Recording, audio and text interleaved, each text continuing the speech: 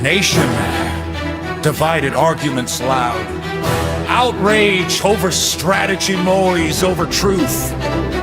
Time to cut through the chaos. Lines are drawn, the crowd ignites. Everyone fighting over who is right. But the Constitution is calling out. Enough of the rage, enough of the doubt. From DC storms to Carolina nights, we rise or fall by how we fight. Not by the loudest purity test, but by defending what works best. We lost the message, lost the frame, pointing fingers, assigning blame. But liberty is more than a slogan. It is action, choice, and motion. Stand up, go right, hit hard in the face. Lies, stay sharp, stay free. This is where the truth is supposed to be. Turn up, hold tight. Welcome to Go Right with Peter Boykin.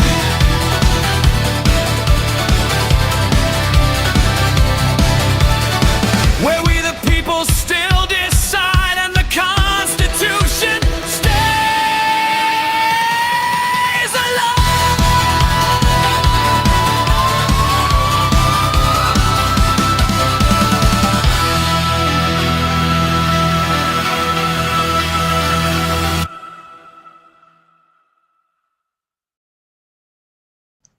When loyalty becomes selective, does the GOP still stand for anything? Welcome to #GoRight with Peter Boykin. I am your host, Peter Boykin, and I want you to check out the full article on GoRightNews.com titled "When Extremism Eats Its Own, From the United States to North Carolina, Are Republicans Forgetting How to Win?" Please share this. Now let's get straight into it. Because, folks, that's the question hiding underneath every argument. Every purity test, every social media pylon, and every internal fight we keep having. Let us be honest with ourselves. This is not about one tweet. It is not about one candidate. It is not even about one election cycle. This is about whether the Republican Party still understands how to win and govern in a constitutional republic, or whether we have decided that ideological performance matters more than results. We keep telling ourselves we are fighting the left, but too often we are really just fighting each other. We tear down anyone who does not perfectly mirror our personal priorities. We call it principle. We call it courage. But most of the time, it is just insecurity dressed up as righteousness. Look at how selectively outrage is applied. Trump makes a poorly judged comment after a tragedy, and suddenly we're told that this one moment defines everything. Yet for years, the Democrats and the media normalized calling Donald Trump supporters fascists, maggots, traitors, deplorables, garbage, and enemies of democracy. That rhetoric did real damage. It fueled anger. It justified censorship. And it made violence feel acceptable to people who thought they were morally superior. Donald Trump was not wrong to point out that excessive hatred, what people call TDS. When everything becomes an emergency and every disagreement becomes evil, people lose judgment. But here's the part some do not want to admit. Extremism on the right is just as destructive when we excuse it or cheer it on. North Carolina's lived that lesson. We nominated candidates who spoke recklessly about violence. We pretended it was strength. It was not. It was political malpractice. At the same time, we kept a party platform that treats same-sex marriage and other civil rights, but same-sex marriage in this case, as negotiable. even though it is unconstitutional to overturn. Then we act shocked when voters see hypocrisy instead of principle. You cannot claim to oppose identity politics while practicing it selectively. You cannot say the Constitution matters while ignoring settled constitutional law, and you cannot demand unity while pushing entire parts of your own coalition out the door. MAGA used to be a big tent. Doesn't seem that much anymore. Now, this is where the conversation about Michael Whatley exposes something uncomfortable. The anger toward him is not really about competence. It is not about effectiveness. It is about resentment. He did not support Mark Robinson. He did not play cultural war theater. He sided on Tom Tillis on equal rights. And for some people, that was unforgivable. Supporting civil rights is not social liberalism, people. Being gay or defending gay Americans or just civil rights in general, folks, is not a political ideology. Equal treatment under the law is a core Republican principle rooted in individual liberty and limited government. When we pretend otherwise, we are not defending conservatism. We are redefining it into something smaller and meaner. People who conveniently forget what Trump actually ran on. In 2020, many openly acknowledged that Donald Trump governed with what they called a New York state of mind. That meant he was not obsessed with evangelical cultural wars. He was broadly fine with gay rights. And that understanding is exactly why Gays for Trump exists and still exists. Back then, people said other issues mattered more. The border mattered. Immigration mattered. Jobs mattered. Trade mattered. Free speech mattered. National sovereignty mattered. But then COVID happened. I can talk about it now. Lockdowns happened. Censorship happened. Government overreach exploded. The First Amendment was treated like an inconvenience. People were told where they could go, what they could say, and whether they could work. Questions about election integrity were shut down instead of debated. People were jailed. And instead of staying focused on those abuses of power, the Republicans fractured and lost the plot. They fractured so bad to fighting over simple things that have nothing to do with anybody, while the Democrats just sit there and take notes and laugh. Even Donald Trump saw that happening. He made a comment about transgender athletes that got a standing ovation. And instead of soaking that in, he pointed out something uncomfortable. He said he wished people were that passionate about immigration. He noticed no one was that loud about the border anymore. I was there. It was the North Carolina State Convention a couple of years ago and a dinner for Donald Trump. After a very rough re-election for Michael Whatley due to their election system, I sat down. I didn't clap for that, even though I'm not so keen about transgender athletes. The point is, standing ovations for that, but yet, where's that enthusiasm about issues that actually matter? And that's a warning. But too many ignored it. I mean, they were laughing. They paid no attention to what Donald Trump just called them out on. Evangelical activism rushed back into the driver's seat. And I'm going to stop there, folks, because I talk about evangelical doesn't mean I'm not a Christian. It doesn't mean I don't believe in God. It doesn't mean that I don't have faith. It doesn't mean I'm a demon or anything. I have faith. I'm a Christian. But I'm not an evangelical extremist. And we do have a lot of people like that. But you have the right to your freedom of religion. You have your right to your freedom of belief, as other people have the rights as well. And people need to recognize that. Movements that were about limited government became about moral enforcement. Student organizations that once encouraged civic participation became ideological gatekeepers. And labels like anti-woke and anti-DEI became weapons instead of arguments. The problem is those terms are so vague. They mean different things to different people. But once adopted, they became tests. Question them and you're called a rhino.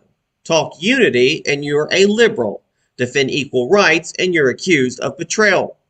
I know that. I get called all sorts of names in the book. And lately I get more calls, nasty things from the right that's supposed to be on my side than I'm getting from the left. That's pretty bad. That's not conservatism, people. Liberty does not require conformity.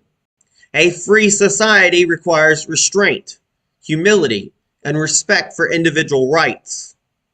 And then there's the selective Trump endorsement problem. When Donald Trump endorses Phil Berger, or whatever you call his name, over Sam Page, his endorsement is treated as sacred. Debate must end. Unity is demanded. Trump's judgment is absolute.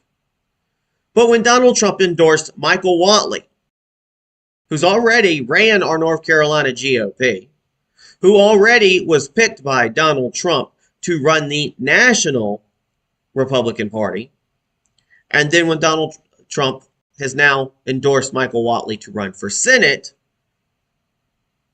suddenly that endorsement became optional. So many ignored it, or explained it away, or minimalized it. There's so many people out there that claim unwavering loyalty to Donald Trump while they dismiss his choices whenever they do not align with your personal standards. I mean, I can understand that in a degree. But you say you care about Donald Trump and his principles, but do you follow them? That's not principle. That's opportunism. Trump is either your leader or he is a convenient tool. I don't believe you can have it both ways. Some people try to eat the cake and have it too. Trump did not build his movement on blind conformity. Don't get me wrong. He did not build that movement on blind conformity. We have no problem expressing, hey, Donald Trump, you might have got that wrong. I always bring it up, the Ronald Reagan 80-20. 80% my friend and 20% my foe does not make you my enemy. Donald Trump built this by challenging elites, not creating new ones inside the party. And here's the hard truth. Purity tests do not win elections. Outrage does not govern. Coalitions win elections. Discipline governs. And Michael Whatley has helped build infrastructure, raise money, organize ground operations, and win races. That work's not flashy, but it is how principles turn into power. Talking about power, big donors, they love the chaos. Conflict raises money. Division keeps the base emotional and distracted. Meanwhile, real issues get ignored. Jobs, safety, free speech, economic stability, national security, and equal treatment under the law. I might not have thousands of viewers on my videos. I don't put the money to advertise in it. I don't buy fake views. I don't talk about sensationalist, distracting events, except for maybe people in my own group that might not like what I say. I don't try to play on it because I'm not here for the views. I'm here to inform you. But you know what? The issues that do decide elections are those issues. The jobs, the safety, the free speech, the economic stability, the national security, the equal treatment under the law. That's what decides elections, whether social media likes it or not. Things that I talk about. So the question remains, do Republicans want to win elections and govern in a constitutional republic? Or do we want to keep fighting amongst ourselves while the other side consolidates power. Trump never built his movement around moral purity. He built it around sovereignty, strength, and resistance to elite control. And when we replace liberty with litmus tests, we weaken the republic we claim to defend. The Constitution does not belong to factions. It does not belong to donors. It does not belong to the outrage merchants. It belongs to us, we the people. And any party that forgets that will eventually consume itself. Folks, if you want daily commentary grounded in liberty, justice, and constitutional values, I want you to visit GoRightNews.com.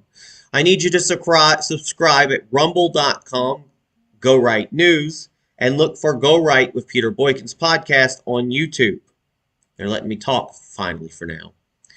You can listen and subscribe on Rumble, YouTube, Spotify, Apple Podcasts, Amazon, Truth Social, X, Parler, Facebook, Gab, TikTok, and other sites as well. You can follow hashtag Go Right with Peter Boykin on Spreaker, on Spotify, on Apple, on Amazon, on Facebook, on X, Twitter, and every other major platform. And if you can support the platform. If you support independent media that holds power accountable, consider a donation for Go Right News at the Cash App $ Go Right News. Help us stay fiercely independent. Thank you very much, folks. And remember, share this, let other people go, and remember to go right. And enjoy the Go Right music that I create for these podcasts. God bless everybody. Peace.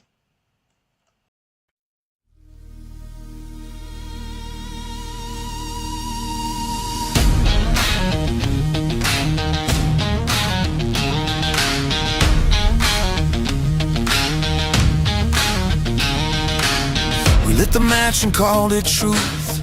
Burned the map and blamed the youth. Every voice a loyalty test, every doubt a scarlet letter pressed. We stopped asking how to win, started asking who to throw out next. Built our walls inside our house, called division righteousness.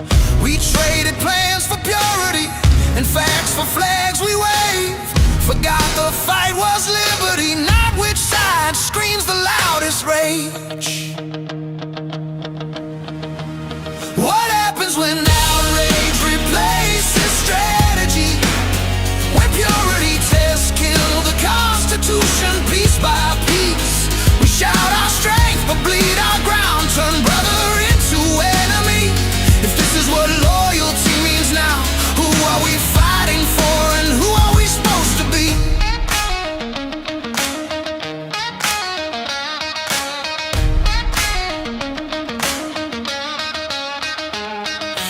Once we stood for law and limits, power checked by we the people. Now every issue is a weapon, every crowd a judgment steeple. Pick your side or lose your name, question once and face the flame. Endorsements count when we agree, ignored when truth cuts differently. We called it courage, called it war, but never asked the cost. You do not save a republic by deciding who gets lost. What happens when outrage replaces strategy? When purity tests kill the Constitution piece by piece. We shout our strength but bleed our ground, turn brother into enemy.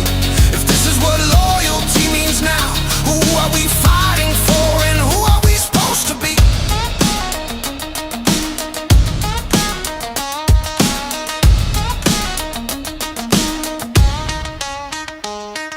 The founders warned us plain and clear, faction fear would rot the spine. Liberty dies when power speaks and silence answers every line.